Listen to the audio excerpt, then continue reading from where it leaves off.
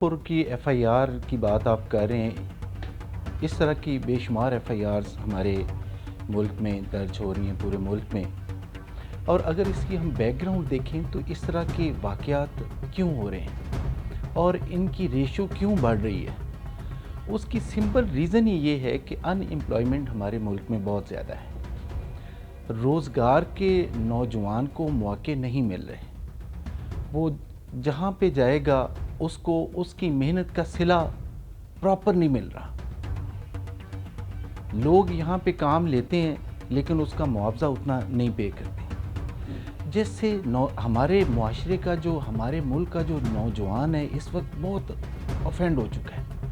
آپ ہر دوسرے لڑکے سے پوچھیں گے تو وہ مطمئن نہیں ہے، نہ اپنے ملک سے مطمئن ہے، نہ اپنی حکومت سے مطمئن ہے، نہ ہمارے جو معاشرے میں چیزیں چل رہی ہیں، جو امپلائر ہے اس سے مطمئن ہے، کیونکہ اس کو اس کا معاوضہ نہیں دیا جاتا محنت کا.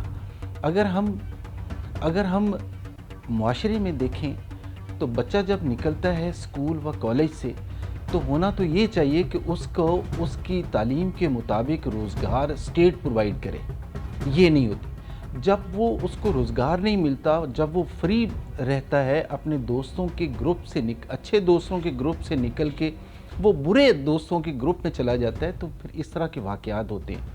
اور جہاں پہ جو بچہ، جو لڑکا پڑھا لکھا نوجوان اپنی ڈگریاں لے کے پھر رہے، جب اس کو روزگار نہیں ملے گا تو پھر یہ جو منشیات فروش ہیں یہ اس طرح کے نوجوانوں کو پھر پکڑ لیتے ہیں اور وہ ان کو استعمال کرتے ہیں اور اچھے معاوضے کا لالچ دیتے ہیں ان کو، جس بنیاد پہ اس بچے کو پیسہ چاہیے.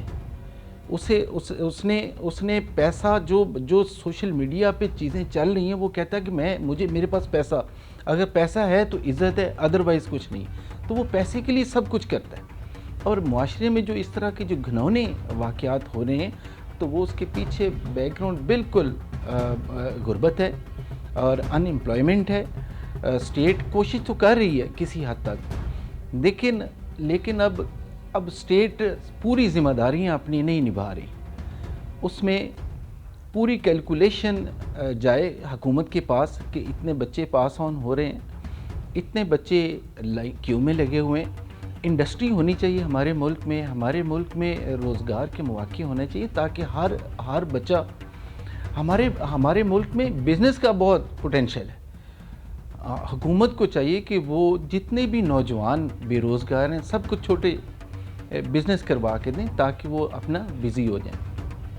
اب اگر اس طرح کے واقعات اگر ہو رہے ہیں جیسے کہ باٹا پور کی ہم اپنے اوریجنل اس پہ ٹاپک پہ آتے ہیں تو اس کا بھی یہی ہے. ایک نوجوان گیا، اس نے لالچ میں آ کے منشیات کا کام کیا، اور منشیات کا کام بالکل زہر ہے، وہ سیدھا زہر ہے. اب ڈیفینیٹلی آپس میں جھگڑا ہوا اور انہوں نے اس کا مرڈر کر دیا.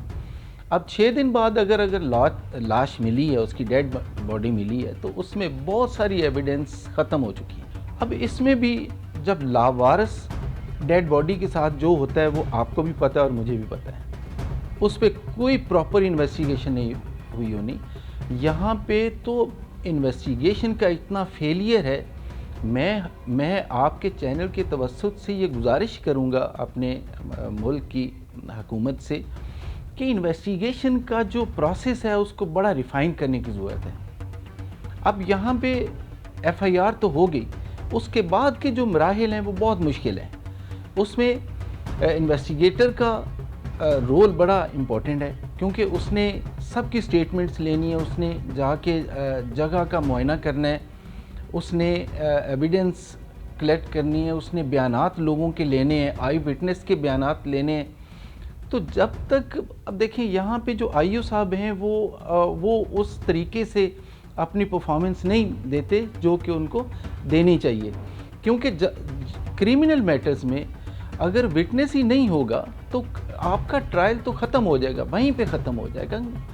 وٹنس کا بڑا کردار ہے اور آئی او جو ہے وہ اپنے وٹنس کو ان سے کیسے سٹیٹمنٹ لیتا ہے، وٹنس کو کیسے یوٹیلائز کرنا ہے، نمبر 1.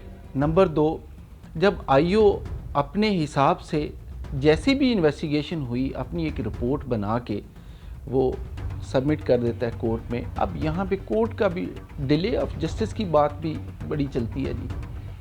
مطلب کہ سالوں لگ جاتے ہیں ایک ٹرائل میں جی, 2 سال لگتے ہیں ایک ٹرائل میں. اس دوران میں آدھے وٹنس بھاگ جاتے ہیں, آدھا ریکارڈ کہیں آگے پیچھے ہو جاتا ہے, چیزیں غائب ہو جاتی ہیں جی.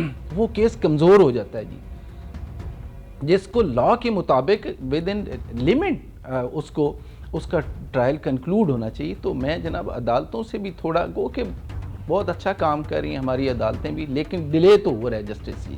ہماری پروسیڈنگز جو کہ ایکسپیڈائٹلی ہونی چاہیے ٹرائل میں, اور اس طرح کے جو جیسے کہ مرڈر کیسز ہیں تو اس طریقے سے ان کی کنکلوژن نہیں ہوتی ٹرائل کی جیسے کہ ہونی چاہیے ود ان ٹائم.